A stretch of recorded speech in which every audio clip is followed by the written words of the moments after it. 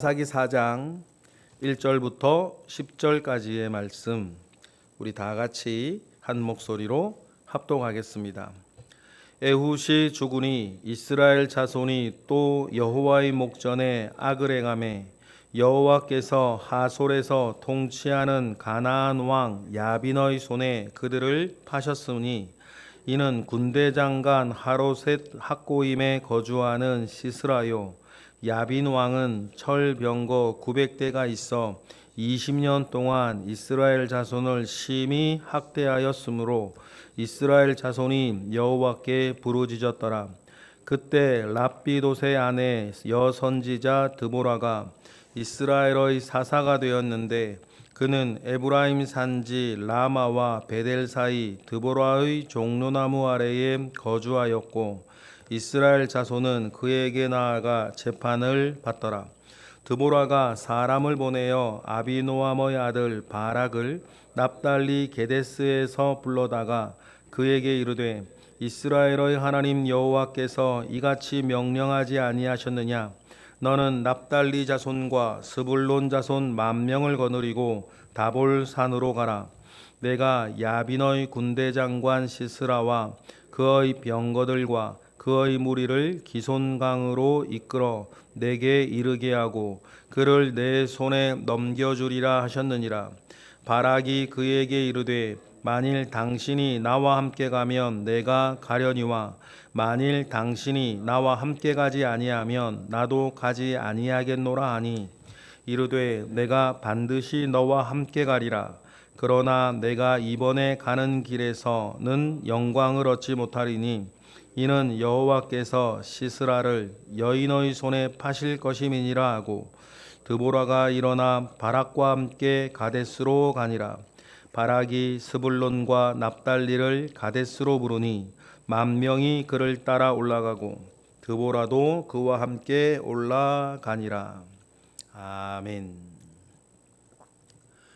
네 번째 사사 드보라의 이야기가 시작되고 있습니다. 일단 드보라의 가장 큰 특징은 두 가지. 첫 번째 여자라고 하는 것과 두 번째 사사들 중에 거의 유일하게 이름처럼 재판 활동을 하고 있는 것이 본문에 기록되어져 있습니다. 다른 사사들이 재판을 했는지 안 했는지는 잘 모르겠습니다. 성경에 기록되어 있지 않으니까. 그러나 이제 드보라는 여자이면서도 재판, 이름처럼 재판을 중심으로 사사적 활동을 합니다. 여선지자라 그랬고 아무래도 여성이다 보니 전쟁에 직접적으로 참여하여 전투를 치르는 것보다는 그 모든 것들을 전술과 전략과 리더십을 발휘하는 데에 초점을 더 맞추고 있기 때문에 그렇지 않나 생각도 해봅니다. 역시 반복되는 이야기가 있습니다. 1절입니다. 시작. 에훗이 죽으니 이스라엘 자손이 또 여호와의 목전에 악을 행하매 그럽니다. 일단 이 본문에서 이 절에서 두 가지를 우리 생각할 수 있는데 첫 번째는 차선은 그늘에 머물고 있는다라는 것입니다. 에훗이라고 하는 하나님 아버지 앞에 선 사람이 있을 때 그 옆에 머물러 있으면서 자기의 악이, 자기의 어리석음이 발동되지 아니하도록 하는 것도 괜찮습니다. 물론 우리가 어떤 권위자를 옆에 두고 있으면 눈치도 봐야 되고 불편합니다. 때로는 꾸중을 들을 수도 있고 눈치 봐야 하고 거북합니다. 그런데요, 어떤 면에서는 그런 사람이 옆에 있기 때문에 우리가 주저하고 또 바르게 처신하고 행동하게도 되는 것입니다. 이것이 차선입니다. 차선이 있다면 최선도 있을 것인데 이러한 지점을 넘어서서 이제 자립하는 신앙으로까지 나아가는 것입니다. 스스로 에훗 같은 사가 되는 것입니다. 많은 사람들이 그렇습니다. 이렇게 자립하는 데까지 나아가지 못해서 뭔가 분위기나 뭔가 이렇게 잘 돌아갈 때는 잘하는데 뭔가 이게 침체되는 상황이거나 자기 권위자가 옆에 없을 때에 막 무너지는 사람들도 있습니다. 그러니 여러분, 저와 여러분의 최선은 자립하는 신앙, 하나님 아버지를 앞에서 스스로 무언가를 하나님을 바라보고 나를 살려가고 주변을 살려가는 사람, 그런 사람이 되어지는 데까지 자라가는 게 중요합니다. 그런데 이스라엘은 그렇지를 못했다는 것입니다. 그러니 사사기 내내 누가 죽으면 다시 무너지고 누가 죽으면 다시 무너지고 누가 죽으면 다시 무너지고 그 지경, 그 수준인 것입니다. 지금 이스라엘의 수준이. 그러니 그들을 포기할 수 없는 하나님께서 사랑하시기에 그들을 위해 마련한 대책이 2절 아닙니까? 그들을 돌이키기 위해서죠. 2절 읽어보겠습니다. 시작. 여호와께서 하솔에서 통치하는 가나안 왕 야빈의 손에 그들을 파셨으니 그의 군대 장관은 히로셋 학고임에 거주하는 시스라다. 그렇게 얘기를 합니다. 야빈이 직접 이스라엘을 학대한 것 같지는 않고 시스라라고 하는 이름이 보면 또 외래의 이름이라 용병을 고용해서 시스라의 학대를 하나님께서 이스라엘이 받게 했습니다. 시스라가 또 용병으로서 막 여러 가지 무시무시한 무공을 자랑하는 장수이겠지만 또 그 뒤에는 야빈이라고 하는 막강한 왕이 또한 버티고 있어서 이스라엘은 고생을 하게 되는데 그때의 상황을 3절은 이렇게 표현을 합니다. 3절 읽어보겠습니다. 야빈 왕은 철병거 900대가 있어 20년 동안 이스라엘을 심히 학대했으므로 이스라엘 자손이 여호와께 부르짖었더라. 그렇게 얘기를 하는데 그 시대의 특징이 세 가지를 우리가 3절에서 발견할 수 있습니다. 철병거 900대라 그랬습니다. 엄청난 국력입니다. 철병거 900대면 거의 애굽하고 맞먹는 엄청난 국력을 자랑하는 야빈 왕이고, 그런데 그 야빈 왕 아래에 이스라엘이 20년 동안 학대를 받아요. 근데 그 20년 동안 학대가 심히 학대하였다고 되어 있습니다. 이 사사기 전에 이런 표현은 없었습니다. 학대가 이전의 어떤 고통과 환난보다 훨씬 더 극심한 것이었다라는 것입니다. 그런데 또 문제는 뭡니까? 그 학대를 20년 동안 받았다.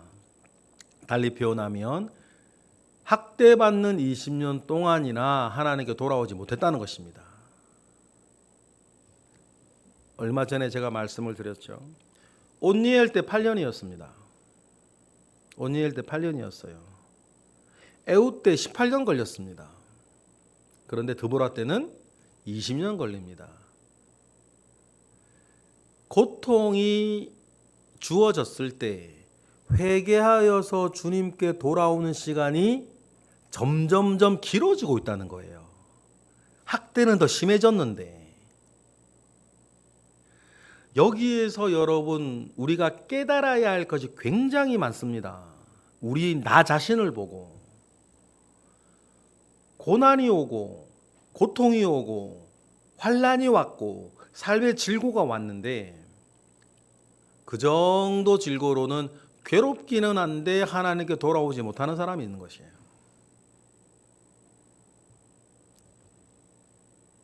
그렇게 힘들고 어려운데 하나님께 기도하지 않습니다. 내버려둬요. 살만하기 때문입니까? 버틸만한가요?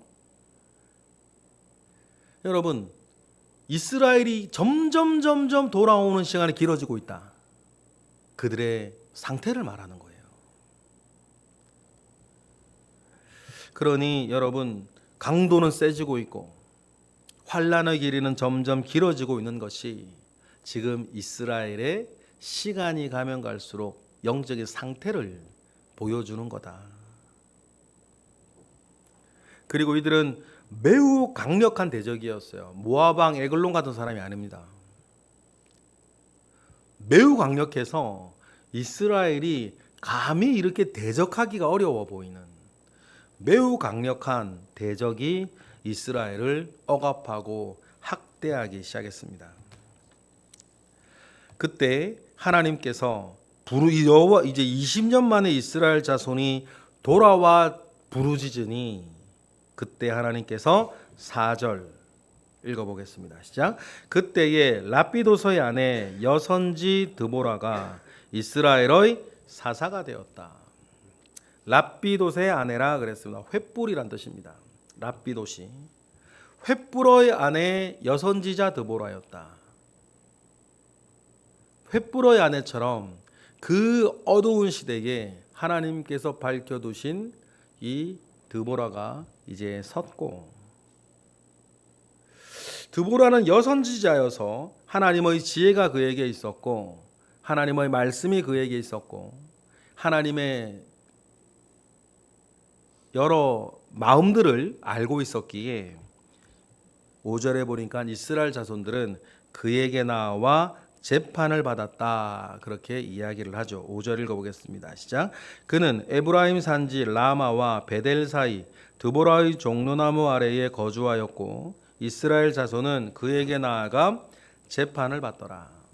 그래서 재판하는 것이 주 활동인 그 선지자는 드보라가 성경의 기록상으로는 거의 유일합니다. 사사라고 하는 말이 재판관이라는 말이거든요. 사실은 이 사사라고 하는 말을 재판관으로 나중에 후대가 번역을 하면서 이제 한국어에는 사사까지 되었는데 어쩌면 사사라는 말보단 좀 다른 표현이 더 좋을지도 모르겠습니다. 그런데 사사라고 하는 그 단어에 가장 적합한 인물이 드보라예요.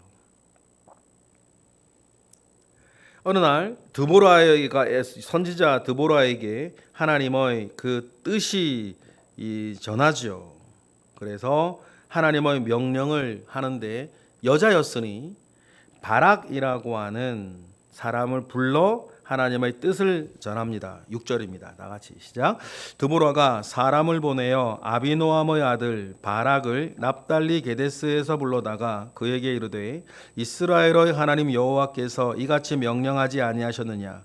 너는 납달리 자손과 스불론 자손 10,000명을 거느리고 다볼 산으로 가라. 여기에서 하나님을 소개할 때에 이스라엘의 하나님께서 명령하셨다라고 하는 것은 이스라엘이 누구인지도 표현이 되는 것이지만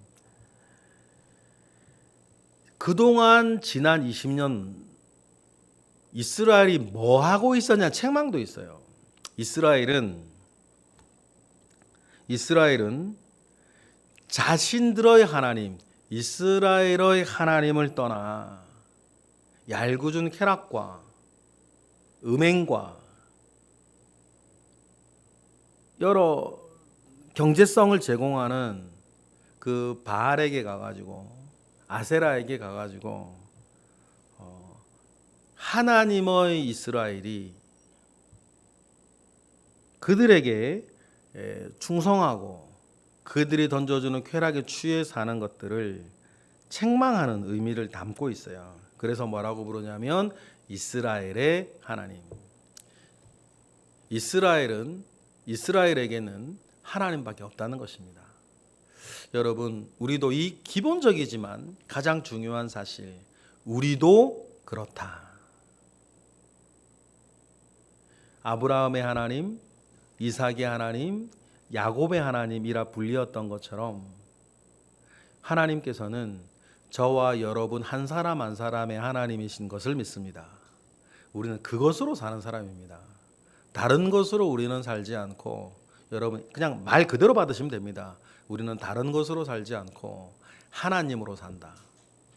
하나님에 의해서, 하나님을 위해서, 하나님의 사람으로 우리는 사는 것임을 기억하라는 것입니다. 그리고 10,000명을 이끌고 가면 기손강에서 하나님께서 그 야빈의 군대 장관 시스라를 너에게 넘겨주겠다라고 하는데 8절에 보면 바락의 반응이 되게 좀 이상합니다. 읽어보겠습니다. 시작. 바락이 그에게 이르되 만일 당신이 나와 함께 가면 내가 가려니와 만일 당신이 나와 함께 가지 아니하면 나도 가지 않겠노라. 바락이 이렇게 나오는 거예요. 이걸 보면서 그만큼 가나안 왕 야빈과 그의 군대 장관 시스라가 무서웠다는 것이고, 그러니 바락 같은 사람이 당신이 함께 가지 않으면 내가 못 가겠다라고 이렇게 말할 정도입니다. 그러니 정말 나중에 우리가 읽게 되겠지만 함께 가겠다고 약속을 하고 그 대신에 9절과 같이 대가를 치를 거라 이야기를 하죠. 9절 읽어보겠습니다. 시작.